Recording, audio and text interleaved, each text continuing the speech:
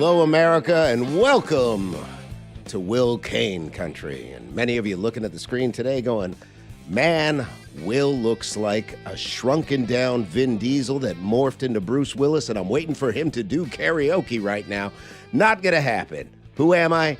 Aaron Berg, filling in. Will is on a well-earned vacation, just taking some downtime, and as such, I've been asked to fill in today, and what a great day it's going to be. Many of you on the Northeast are getting ready to lock down for a huge hurricane that's hitting the more southern part of the northern hemisphere. And then, of course, if you're in Chicago, you're probably snowed in, and many of you are wondering when those airport lines are going to give up, but the Democrats have no intention of doing that. Very exciting today. I am not here by myself. Some lovely friends in the booth. Hello. What's happening? Thanks for coming in. We appreciate you. I'm really excited. I got a brand new suit just for this. It looks great. I thought it was purple. I was going to go with the Grimace look, but it turns out I'm going colorblind as my age increases. So it's like a light blue gray. Yeah.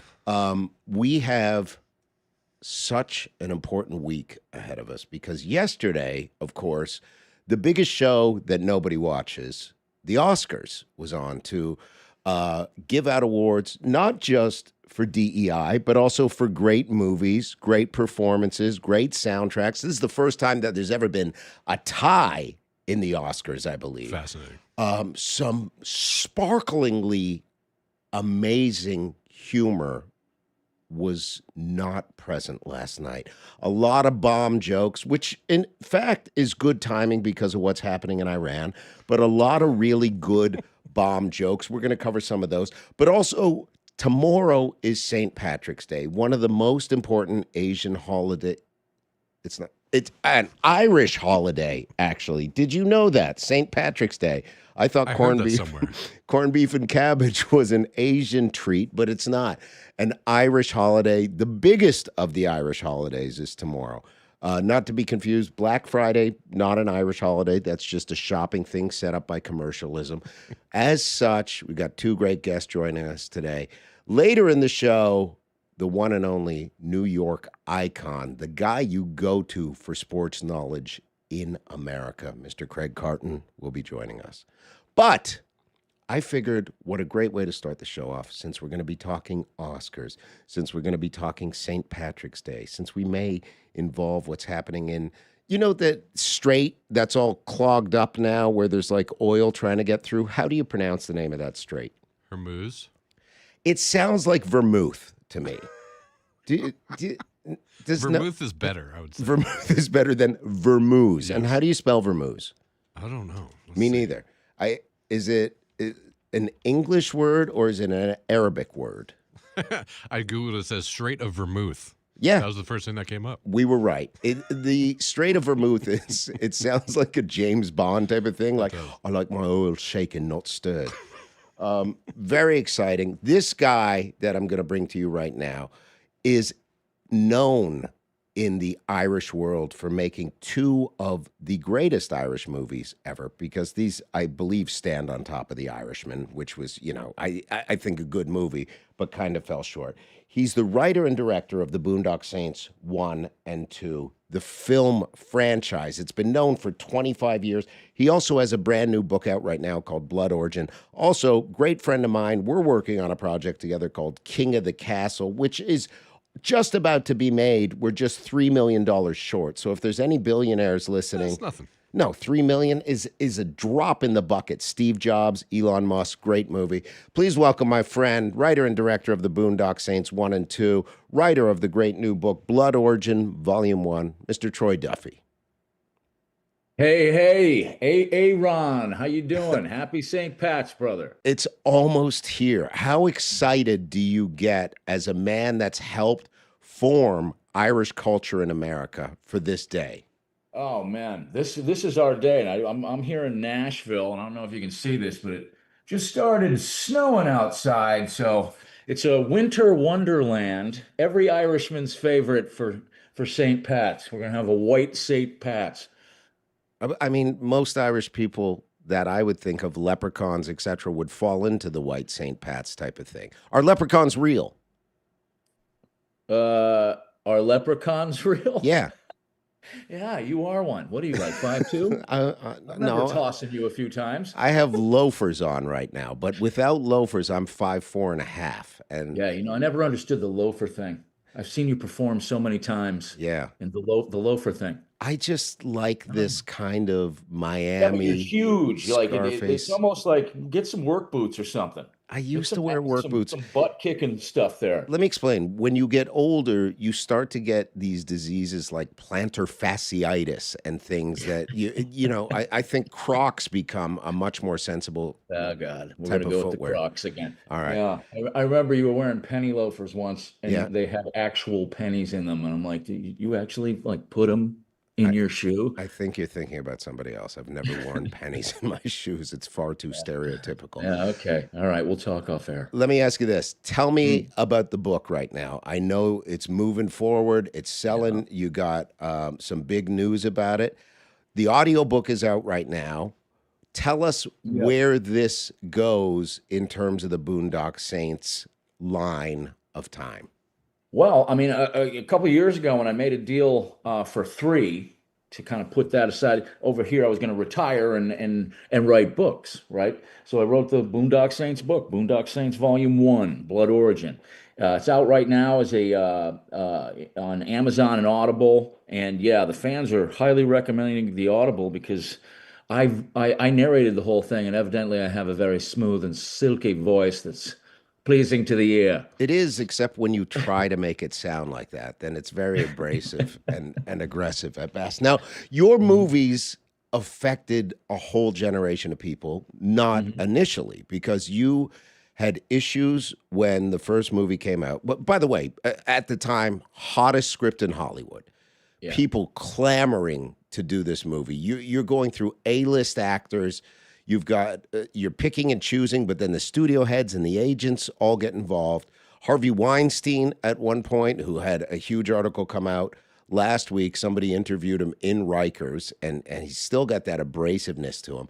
But the movie comes out. Harvey Weinstein basically tries to block the success of the Boondock Saints when it comes out, right? Mhm. So you get relegated from this movie that's supposed to go all around America to how many theaters does it open in?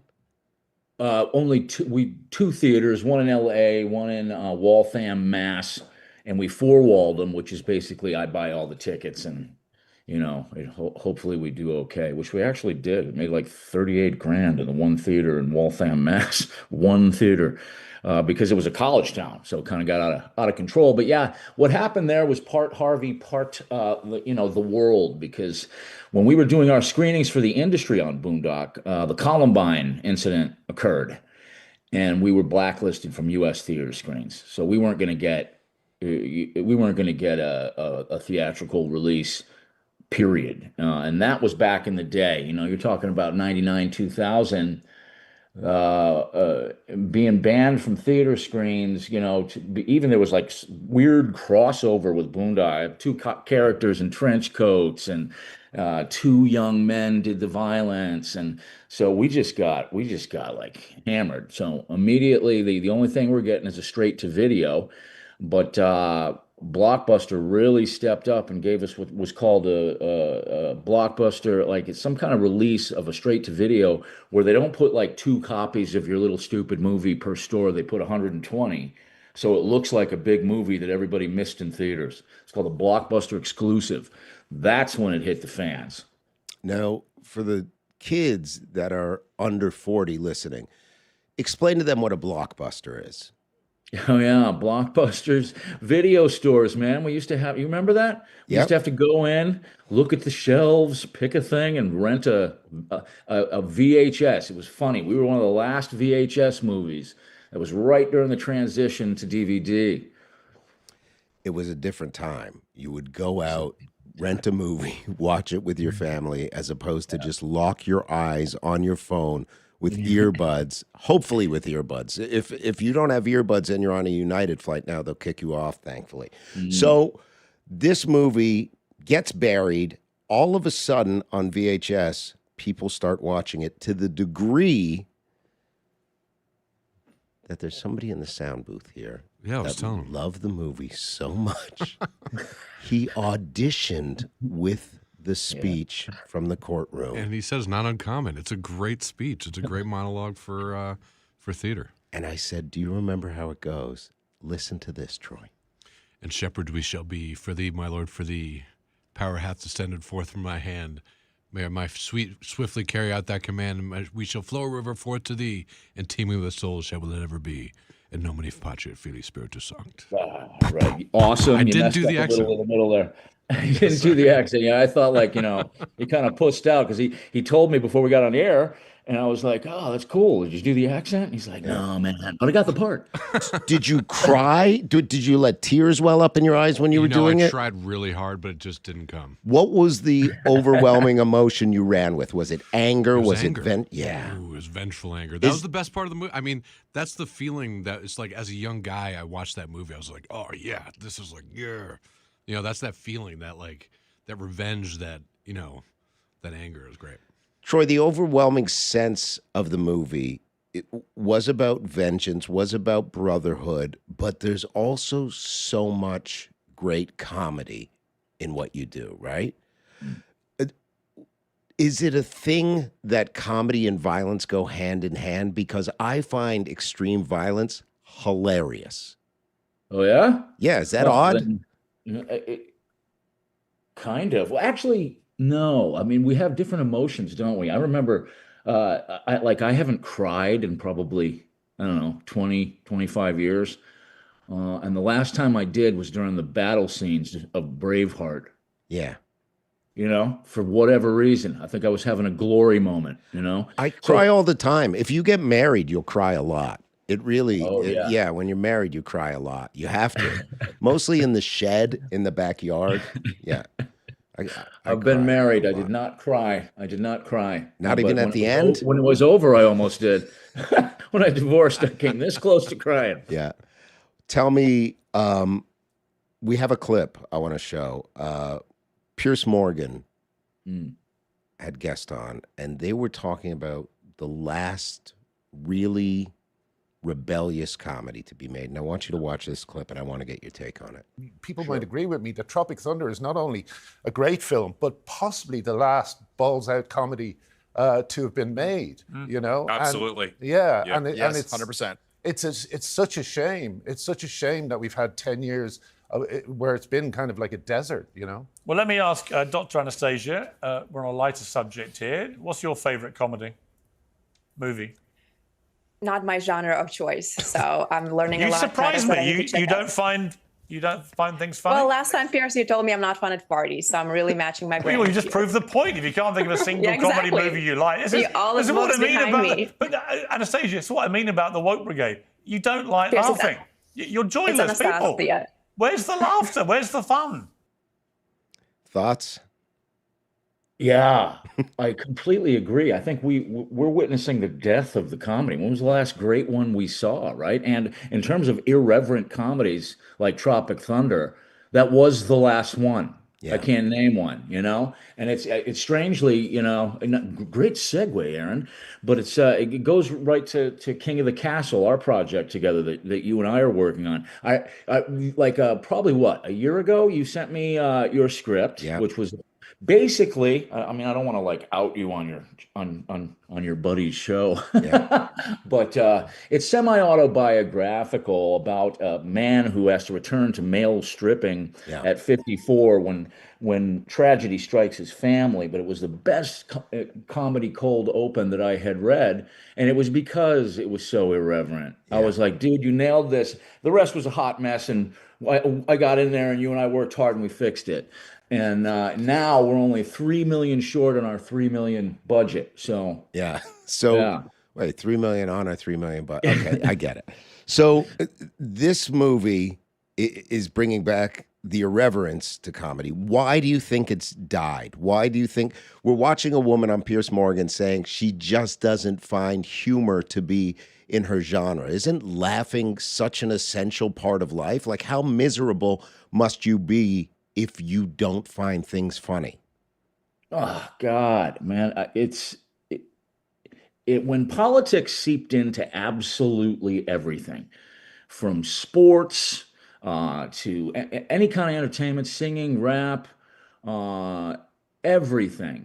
We can't really escape it. Once that happens, it's almost like the comedian and the comedy were like almost the first casualties, what they did to Chappelle and tried to like all that stuff. It seems like when people get too damn serious and you're actually losing friends over politics. I mean, think about your mom and dad's day. I remember going to Red Sox games, Celtics games. My grandpa and my dad and my grandpa would be like, "All right, that's it, no politics. We're gonna go root for our guys. That's it." With their friends. And this used to be the only thing that's probably more annoying than the California Democrat is the Massachusetts Democrat, where I grew up. You know, and back in the day, it just wasn't even a thing. And now, family members and friends are being lost over politics. So we just kind of watched it, didn't we? We watched it over the last 10 years. Just the back of comedy has been broken, man. And hopefully now, I mean, I think the pendulum's starting to swing the other way. Because I talked to my friend Gary Beekler on Nerdrotic and Chris Gore on Film Threat, and we had a long discussion on a podcast one day, and I think it was Gore that said it was like the patient has kind of recovered, all right, but he needs bed rest and medicine. Yeah. We've broken the fever, and So we're coming back. we watched stuff like there was a roast not too long ago of who is this famous football player that's escaping my mind right now? Tom Brady. Yeah, why he's the GOAT. Why? You know why? You don't forget that name. I'm a hockey fan. I'm rooting for the New Jersey Devils, and they're not even in the playoffs right now. So excuse me if I'm not thinking about a guy that's kind of retired from football that played in New England when I live in New Jersey. You mean the greatest quarterback that ever lived? That's him, Tom Brady. The roast of Tom Brady did so great that everybody's like, okay, there's room for irreverential comedy to come back. So it's Is just irreverential a new word that you just made up? it's like irreverent, but it's moving forward. Irreverential. Is that not a real word? It's like systemic irreverence. Yeah, systemic irreverence. That's exactly it. And I find it important to also note that there has been such a political swing where, like years ago, when people were trying to cancel rap records, it was, on the Republican side, and now the Democratic side wants to cancel anything that people find funny because it kind of adds levity to these situations where they don't think levity should exist. Dude, what do you think about these people? Like on my Instagram accounts, these hecklers that jump up and get offended at live comedy shows when you're on the mic. I mean, that's what you're famous for. Let me brag on you for just a minute. But Thank you. Is it going to be irreverential? It's going to be a reverential braggadociousness. But I have seen you go on. No comedian wants to follow Aaron Berg. Thank you. He just gets up there, destroys, and leaves. And it's funny because you're not like a sort of woke guy at all. And I have never seen anyone heckle you. Has that actually happened? Because your type of comedy would seem to attract these people. Yeah. I think on the base of it, it should, but because it's so well crafted and because the audience is so involved in what I'm doing, they realize, oh, this is fun. And I do get a lot of people that will laugh and then be shocked that they're laughing, which is like a really cool response for me as a performer to have. Is this like, oh, I don't want to laugh at this, but there's just something that hits them in the gut. Themselves. Yeah. Sort of like oh God.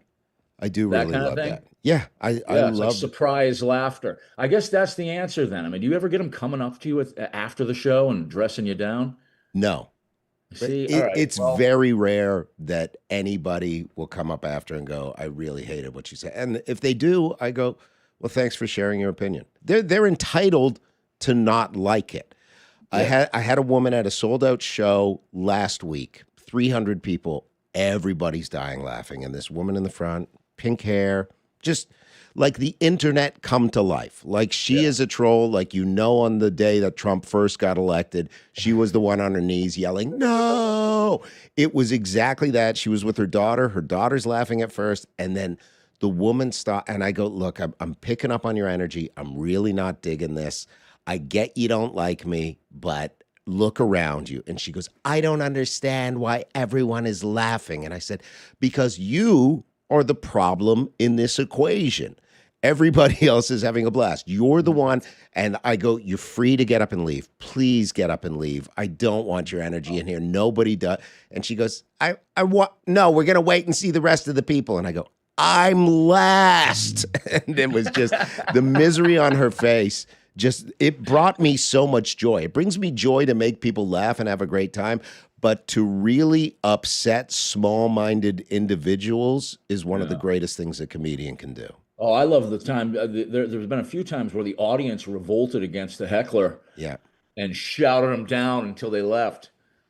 It's so much I'm fun. loving that. There's nothing better. What do you got planned for St. Patrick's Day, and how should Boondock Saints fans celebrate St. Patrick's Well, Day?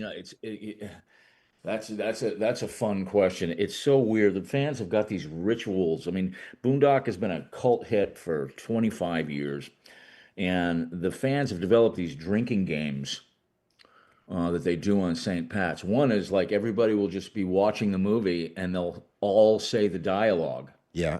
as it goes along. The whole first movie. guy- They've Yeah, memorized the whole movie. Oh God, there are people that have memorized the whole damn movie. So they'll say when somebody stumbles that he's got a drink. The other one is this is a little known fact. We're exposing it for the first time. A scoop here on the Will Cain Show, as narrated by my friend Aaron Berg.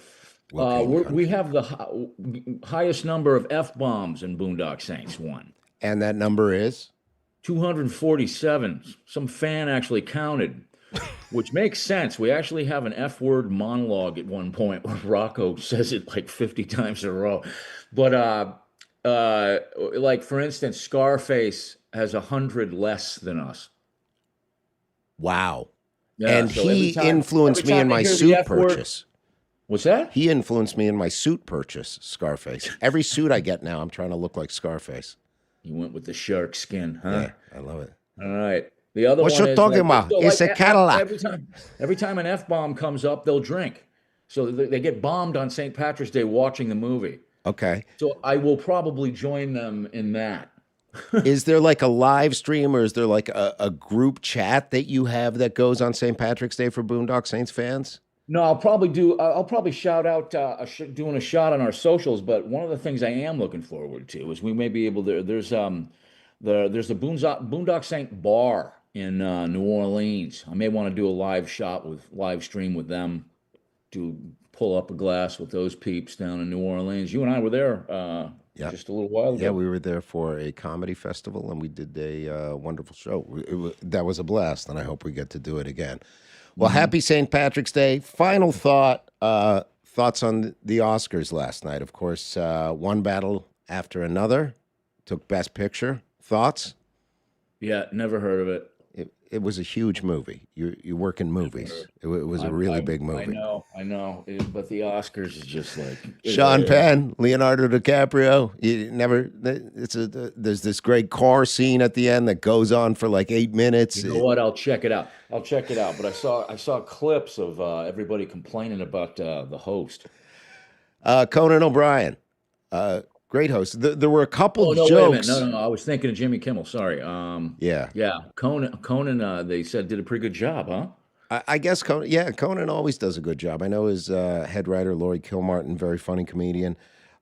There was a good joke bomb that I want to share with you before we go, and this was Kumail Nanjiani. If you don't know Kumail. Very funny guy. Then he got into action movies. He got all ripped, and there was all this controversy. Is he on roids or is he not on roids? So he had a joke. Let's take a look at that joke and see how it lands, if he read the room appropriately, and if the joke was well-timed or ill-timed. Instead of It's a Wonderful Life, how about It's a Wonderful Month? West Side Anecdote. The King's tweet. Some of that jazz. Call me by your nickname. No county for old man. One battle. That's it. You get one. Choose wisely, Paul. Schindler's Post-it.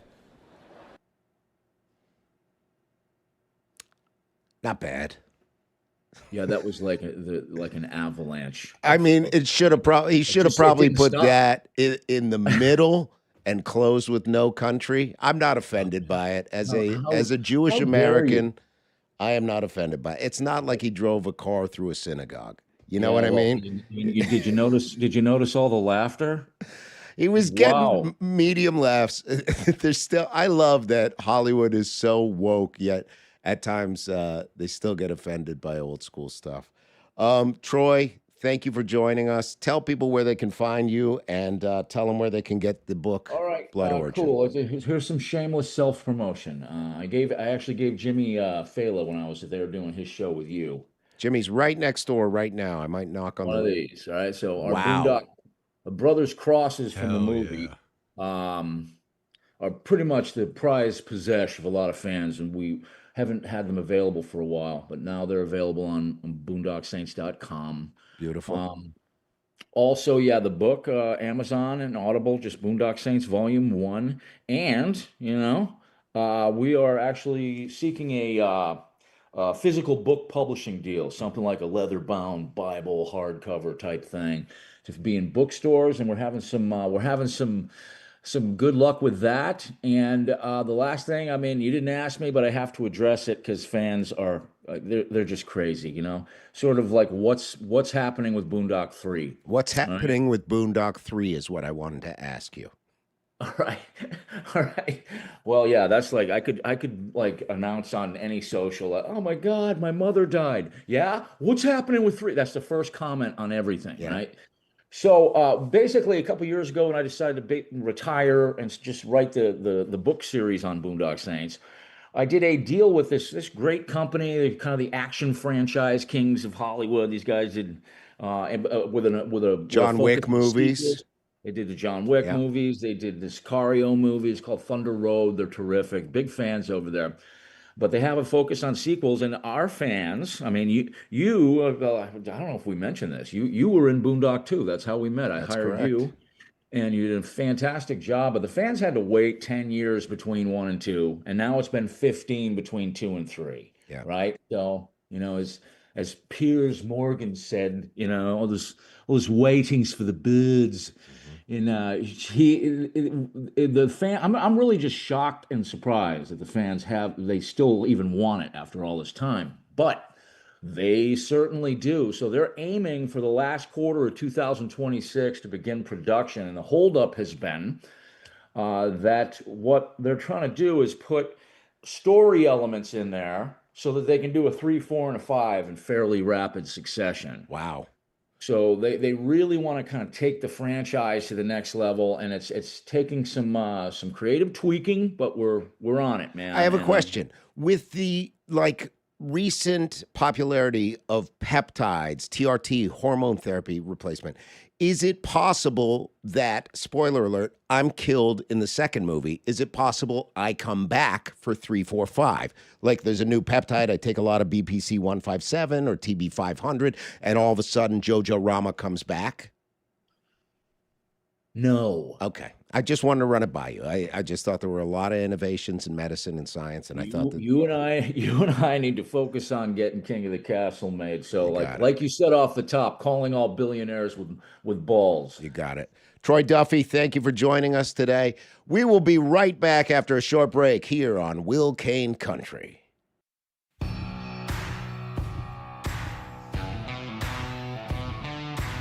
Oh, that's nice. Do you hear it? That's really good Will Cain country music. It's got a vibe to it. I would drive to that in my truck. If you send me that link, I'll listen to that on the way back to Jersey while the rain's pouring It's got a down. vibe for sure. Yeah, it's got a vibe. Country vibe. It's country, but it's got some edge to it. That's how I like my country. That's right. You know how I like my friends? Bald with some edge to them. I love this. That song gets you one traffic light. Like we don't live in Austin. We don't live in rural Texas. Like one great country song, I went from 35th to 36th. Yeah, 8th Avenue. Thanks, Will. 8th Avenue Westchester. is a nightmare today. 8th Avenue. Like, what are we doing? You're right. Yeah, you play that song on loop. Oh my gosh. Host of the Craig Carton Show, my Yeah. dear friend, Mr. Craig Carton. How are you? Doing great. I didn't realize you had clothes. This is is crazy. I usually, you don't know this.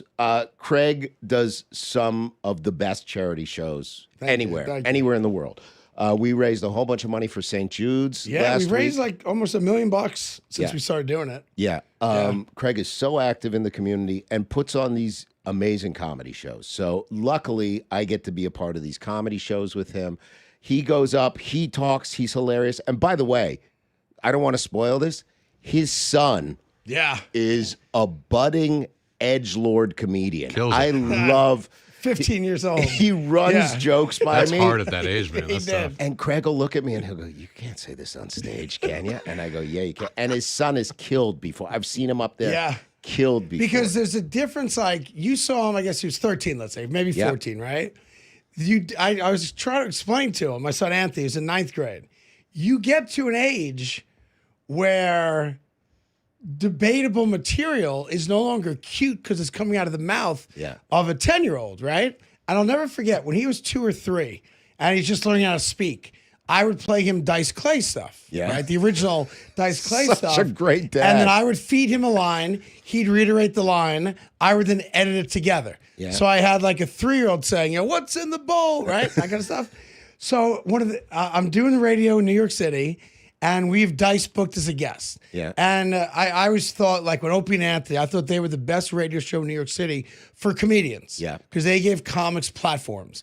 And I've always wanted to be able to replicate that level of success because interviewing comedians is not easy. Right. For like the normal DJ or talk show host isn't good at it. And a lot of comedians aren't great if they're not doing their material.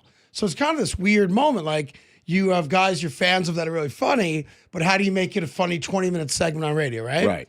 So Dice comes in. I'm so excited. I'm like, Dice, wait till you hear this. My 3-year-old does your act. Yeah. And I'm playing like Mary, Mary, right? But it's a 3-year-old doing Yeah. it. And I'm so proud of myself and my 3-year-old. And he looks at me and he goes, you might be the worst parent on the planet. Come on. And I'm like, am I talking to Andrew or am I talking to Dice? Dice. Because Dice was doing stuff in AC. Good job, Yeah. Dad. Good. Yeah, it's like, good, good, good, good, good. Right? And it was the most deflating moment I've had in radio where He meant was, it. He was upset Yeah. that I had my 3-year-old saying bad words and doing his act. Dude. So that's the genesis of my son doing stand-up. Yeah. How did you started to love comedians because of that O&A generation? Before that, they just did it in a manner I've never heard anyone on radio do it. Yeah. Where whether it's Ross or obviously Jim Norton, the guys that were on their show a lot, in their heyday at WNEW.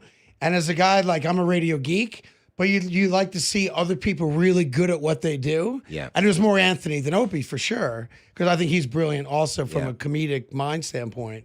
Of course, he's gotten himself in some trouble, but course. haven't we all? Yeah. But I just thought they did it in a manner no one else before them had ever done it. Yeah, they let comedians just be funny. Yes. They just brought comedians on. Because there's some comics where I've had comics come in, hey, listen, Craig, ask me about my bicycle. Yeah. And I'm like, it's not conversationally funny. You know what I mean? That's the whole essence of Comics Unleashed. Or I haven't seen the new version of it, but Comics Unleashed used to be like, he'd be like, so I understand you just got an aquarium. Right. And What's that like? Jump into man, these fish be all weird and stuff, be looking out at me like, when you going to feed me? And they don't talk, but I know what they say. And you know what I'm saying, Byron? I have billions of dollars. You make billions Owns of TV dollars with that stations. show. You're really an awesome and American. I love about that. the way you live your life. You invite me over to barbecues even though I've never come. That to me is quintessential American. Yeah. Inviting somebody for a barbecue. How much pride do you have watching America wipe up the floor with Canada in everything. It was this awesome. year. It was because it's not even our sport. Like we borrow it for a small period of time, and seeing like I get joy. I'm sure there's a name for this. Like it's a mental illness for sure. ADD. No. It's like when you get joy out of other people's failures. Schadenfreude. Yeah. What's that? Schadenfreude. Yeah, that guy. Schadenfreude. Yeah. It sounds German. It's a German Schadenfreude is like when you start feeling bad for the kidnapper. Well, you know, they needed kids. Like, can you blame the guy? That's a real thing? Yeah. Not to be You get joy confused. out of other people's pain. Not to be confused with that. What's that thing where you start to love the person that kidnapped you? Stockholm syndrome. Similar. Wow. Similar. Yeah, I guess they kind of go hand in hand. Okay. Yeah. So, am I a huge hockey guy? I know you are. I'm not. But the fact that we want something that's not ours and they're complaining and bitching about it, I don't think a 3-on-3 is fair. Like, no, that's what we do. Well, them's the rules. Right. It was 3-on-3. Right. You had the 3 arguably best players on the planet on the ice. We had a couple kids with no teeth, and we won. It's awesome. He lost his tooth during the game. It makes it sound like that healthcare is so bad that he had no teeth. Well, you notice how he hasn't put the tooth back?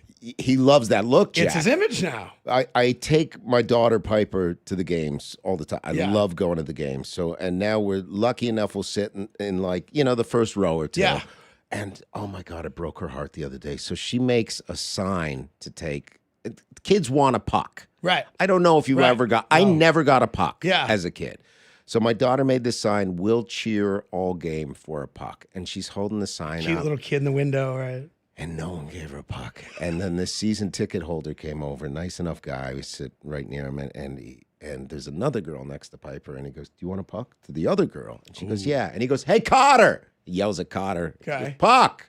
Cotter throws a puck. I go, "Dude, can you get one for my kid?" Guy just walks off. So my daughter literally starts crying. Right, like, what's wrong with 8 me? years old, just starts, and I'm like, we're sitting in the front row. Everything's great. We're going to the lounge, eating, decent prime rib for free. What's the issue? And as a dad, I don't know if this is the right dad move, but I go, "Honey, stop crying. You're gonna get a puck before the game's over." And so now I know, come hell or high water, I got to get her a puck. Luckily, you go up the stairs. There's a gift shop. For $10, I bought her a puck. But did you fake it like, I came the down. equipment I don't manager? lie to my kid ever, but I Yeah. came down and I go, "Pipes here." And she goes, she was so happy. And she goes, "Dad, I've never been happier." And then like 10 minutes later, she's like, "Where'd you get this?" And I don't want to tell her. I don't want her to think that money solves problems, even though it does. All the time. So I said this. I go, "You know the girl that got the puck down here?" And she goes, "Yeah." I go, "I went and beat her up, and I took the puck." Piper goes, "Dad, no." I go, Oh, shit, no. high five you. I go, I talked to somebody and I got a puck, which is true. Did you have to like take the price tag? Yes, I took the off? price tag off. And there was a hieroglyphic thing on there. I was like, I'll leave that one Devil's on. mascots on. She's like, "That's not the puck they use, Not Daddy." the same puck. It's got the It's not even Devil's black. logo. It's got the Devil's logo. But it's like, that's a thing. You had no choice, though. You raise your kids. Do they like your sports teams that you like? Yeah, they do. But my kids, and I think Piper will probably, if she's a sports fan growing up, you'll find it's frustrating when you like love a team growing up. Whether the team wins or loses is immaterial. Kids today like teams, but they love players. Yeah. So like my oldest son, Sonny, is a basketball nut, Knick fan, as I am, but he's a bigger Steph Curry fan. Okay. So these kids today, the allegiance to teams like we had growing up, it's very different because probably social media and access, you can watch every game. So like my kids are Jets fans, they're Knicks fans. They're not huge hockey fans, but if they are, they're Rangers fans. And then they've divided Yankees and Mets, but they like players more than teams. It's strange because we didn't grow up that way. We liked the Knicks and hated anything not the Knicks. Yeah, we right? like the guys like, on our screw team. you, Larry Bird, you suck. Yeah. Right? Or whomever it might be. But these kids today, you'll find as she gets older, they're star efforts, really, more than anything else. And the team fan, well, it's nice they won, but did you see what so-and-so did last night? Yeah. And that's frustrating. Yeah, my daughter right now is still a team fan because she'll get really upset if the Devils lose and Right. we're at the game. And that's almost, to be fair, that's like child endangerment, what you did there. What? Making her a Devils fan.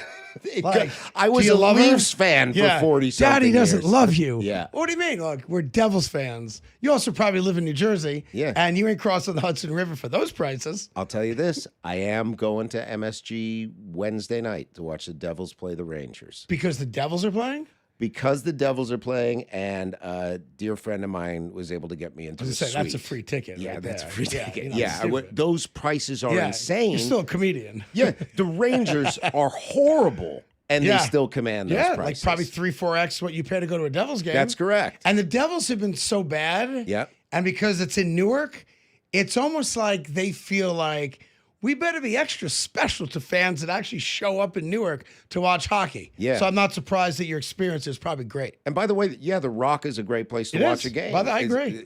The food's good. I played there.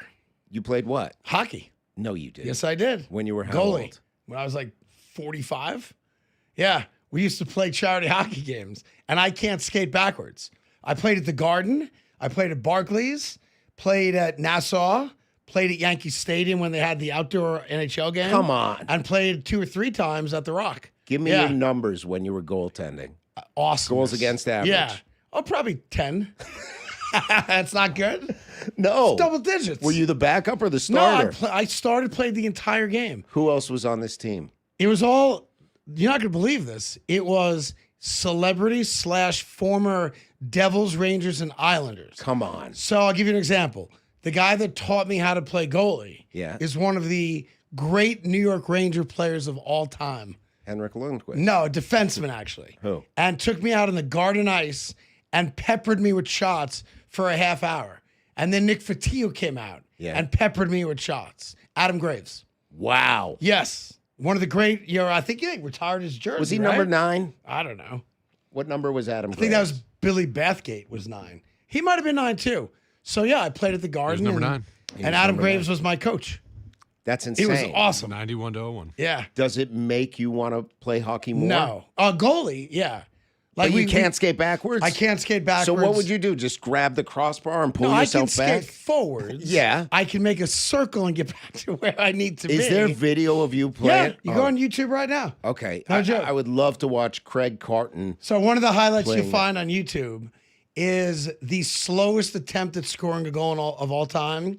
I think we were playing, it was either the Rock or the Garden, and I decided with like 30 seconds left on the clock, took him out of goal and try to skate down the ice and score against Rick DiPietro. Okay. The former Islander goalie. Islander goalie. Right? And it does not go well. And they're all mocking me for it. But it's on And this YouTube. is on video. Yeah, yeah. This is a dream come Yeah. true to me. I had Yeah. no idea that you did this stuff. Yeah, can you And this was skate? all for charity. I Yeah. could skate, but I was horrible. So in 12th grade, I was playing like junior varsity. Yeah. And I got in a fight because I would fight more because I was a horrible skater. I played Yeah. right wing, and I kicked the guy with my skate on. I was kicked. This is before Billy Madison or Happy Gilmore ever came out, and I'm not saying You they actually- took that.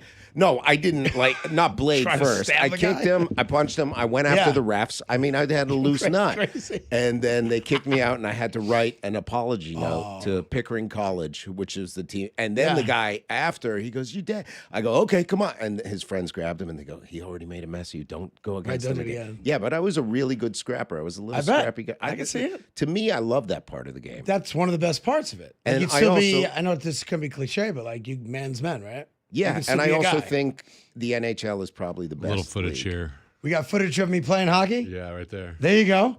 That was me stopping a breakaway right there. Wow. And then watch the dance. Watch the little hockey goaltender dance. I give it to you. I'm pretty sure. There you go. Yeah, it's an intermission. Dude, this Yeah. is who played Yeah. who played So that's goal at on the the other Rock. side. That I think it was Rick DiPietro. Yeah. But it was all like legendary former Devils, You Islanders, look Rangers. Watch good on this. skates. Yeah, but watch this. Give me a stick. Give me a stick. And they're all obviously, making fun of me. Yeah. And then this is the slowest attempt ever. Now the clock's running down, so it's an empty net. I'm like, I need gloves. I don't know what I'm doing because I don't play hockey. Yeah. And I'll go down to try to score against Rick. Yeah. There you go. Watch Yeah. this. Oh, dude. And I get the puck. You can skate Yeah. decent for a goalie. Just the I can speed skate there. forward. I Yeah. just have Backwards pretty no easy. speed. Backwards I can't do. You can learn how to skate and backwards. I'm sure there was a penalty called. Don't you love a nice pat on the butt? There you go. Oh, boy, look at you coming Yeah. in. Take your time. That's Ty Domi right there. Oh, I love There Ty. you go. By the way, some guys do skate Yeah. this slow in Look at shootouts that. now. I lost the puck. Yeah. Whoop. And then Rick comes out of goal and Sign him tries up. to score on the empty net. So there you go. Yeah. That's amazing. Yeah, and so what much fun. charity was that for? Do you So remember? the first game we played, which I'm sure that game is one of those games, there was a kid in Jersey, who unfortunately, was paralyzed while playing high school hockey. Yeah. And we met him and his dad shortly after he was paralyzed. And we made him a pledge that we would raise money because he never lost his love for hockey, even though it robbed him of the use of his body. And we decided to do a charity game at a small little kind of amateur rink in Jersey. The first time, and it sells out because we're raising money for a kid. Yeah. We did it there a second time. And then the Devils came in and said, we would do that event here.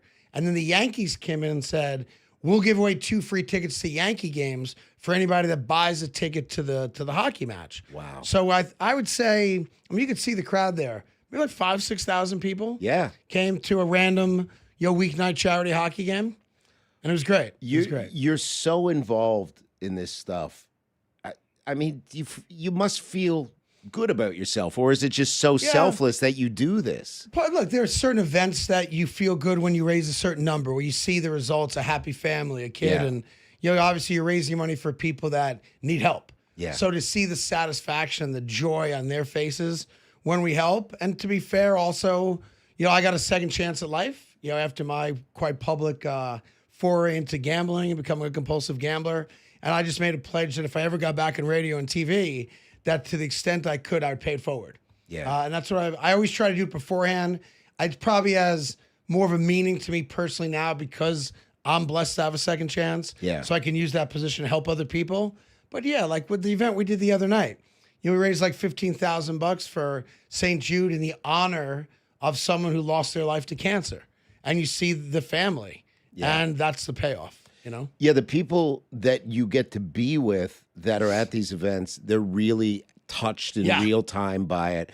And it also connects with other people because you're like, oh, everybody's affected by cancer. Everybody. Sure. So there's this thing that goes through the room, and it's a great night where they're laughing their butts off. Yeah. And they're like, oh, we almost forgot why we came here was this horrible, sad thing. Right. Now we're getting charity money and we're having a great time. So Yeah. it's really cool. What's I don't know, I'm having a mental block right now. The Affleck comedian who passed away. Gilbert Gottfried. All right, so I'll tell you a quick Gilbert Gottfried story. Okay. So we're doing a comedy show. It's before you and I met. And there was an annual event for people who have this ocular issue where they lose their sight.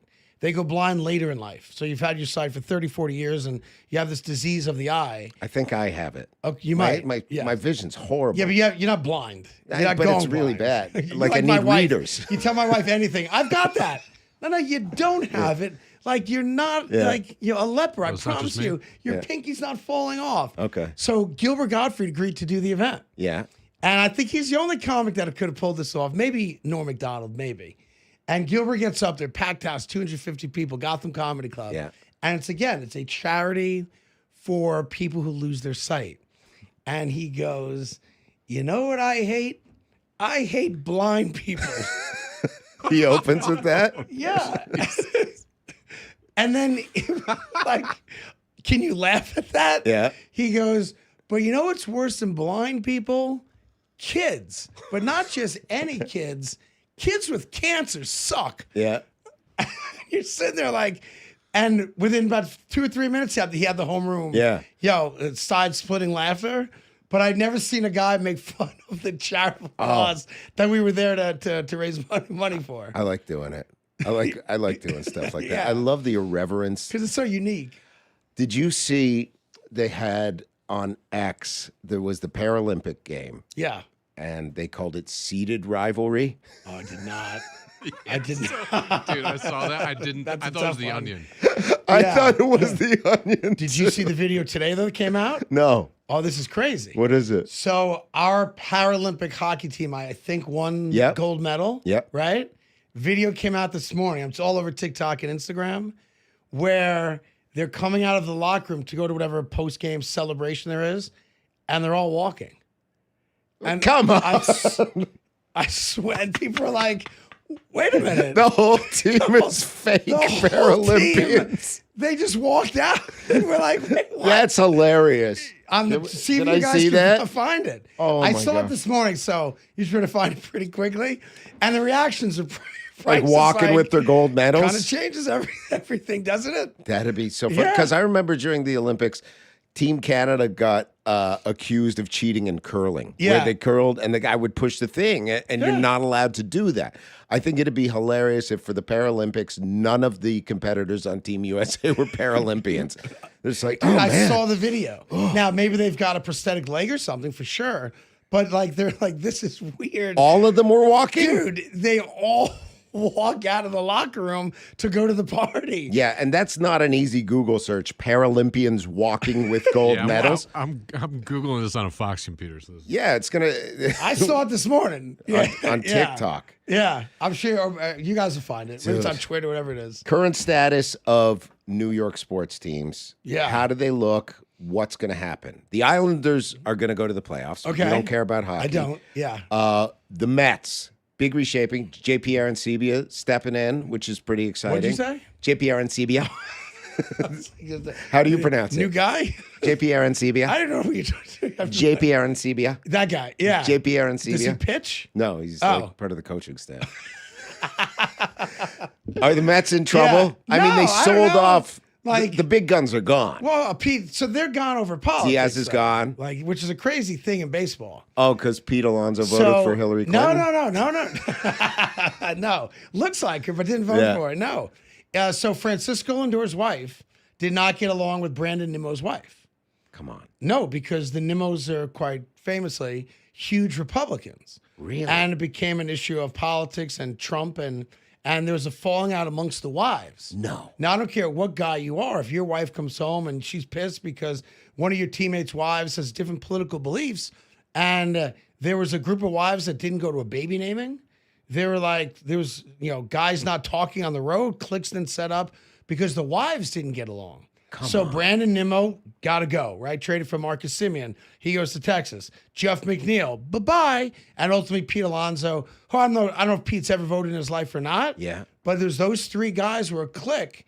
And He's their collateral wives all damage got in this along. thing.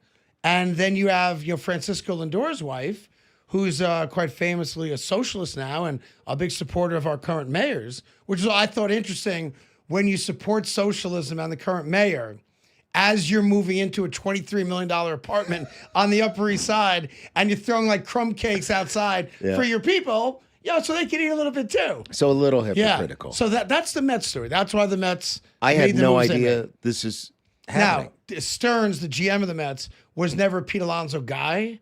So if you take politics and all the nonsense out, just baseball-wise, he tried to get rid of Pete 2 years earlier. Okay. And Steve Cohen wouldn't let him. Bo Bichette's stepping in. Pretty solid player past his prime. Not past his prime, can hit, can't field. Yeah. The Mets should be fine. Like, the Mets should be a playoff team this year. It should right? be. They should have been last year, but Yankees. they weren't. Yankees, I think, have the best team in the American League, probably the best pitching staff in all of baseball. You can probably say the Dodgers are there too. But yeah, the Yankees, they're a lock to be in the postseason, and then you roll the dice. So if you do chronologically, the team with the best chance to give us a championship are the Knicks, right? They're going to win 50 games. They'll be the 2 seed or the 3 seed, and that's when their season starts. And then the Yankees after that. But that's it. The Jets aren't winning a Super Bowl. The Giants aren't winning a Super Bowl. You tell me if the Islanders are winning a Stanley Cup, probably not. I'd No, say the Islanders- You've got the stud kid. Islanders maybe second round. Was that 18-year-old kid you guys are all going crazy about? Schaefer. Yeah, who lives with my former partner's daughter. That's and crazy. son-in-law. That's crazy to me Yeah. that an 18-year-old hockey star doesn't have his own apartment. Yeah, especially because he's making millions, right? Millions. Yeah, he This- lives with Matt Martin and Boomer's daughter. Oh, wow. Yeah. It's crazy Yeah. to me. What about soccer? Does anybody pay attention to soccer? Soccer. Is that how I say it? You say soccer. JP Arancibia. Yeah. He sounds like he plays Arancibia. soccer. Yeah. Well, I mean, Americans don't care about soccer. Do people unless they're go to these? 9-year-olds. People pack out these games though, but Yeah, it's but all not- international. Yeah, it's like watching the World Baseball New Classic. York Red Bulls. I think You know? so, yeah. New York Red The Bulls. Red Bulls have a great crowd. And it's a great stadium. So like your daughter would love it because the experience is great. I'll give them that. Too loud. It's in Harrison, New Jersey. Too loud for an old Too man. loud. I mean, Yeah. I like. I gotta sit either in like a suite, Yeah, I'm with or you, by the like, way. or something. Yeah, or right by the ice. You get to a point in life, especially when you're in entertainment, Yeah. where we're blessed where people do offer us things that the average person doesn't get offered. And Yeah. I own that. And that's like tickets to events and things like that. Yeah. But let's be honest. Are we sitting in regular seats anymore? You Doesn't can. happen. And if you Right. have to, we went to a kid's birthday party. Oh my gosh, we had so much drama over the Devils. Kid's birthday party, and we're up in the 200s, and I'm like, what are we doing up here? Who are we? What is this? It's your kid's birthday. Right. What are you doing? You don't love your kid. Drop a couple bucks. You could have called me. I would have Right. go on one of the resale sites. Why are Yeah. you talking to the people in the front office to come to this place? Dude, it's always such a pleasure talking to you. No, I You're appreciate it. such great radio. Thank You make Thank you. everything so easy. You're so giving. You're such an important part of the community. Let these people know what to watch and where to Yeah, tune yeah. in. Look, social media, Craig Carton Show. It's not my ego. Just do you have a better name? If you do, I'll use it. No. WFN Radio, also called the Craig Carton Carton Show. Show. Yeah, it's a new thing, and I have a special secret podcast coming up with one of the greatest rappers of all time. So that'll be announced in the next week or So two. check that out Yeah. with Vanilla Ice. Going to be Ice, on baby. the Craig Carton Show. It's going to be somebody better than that.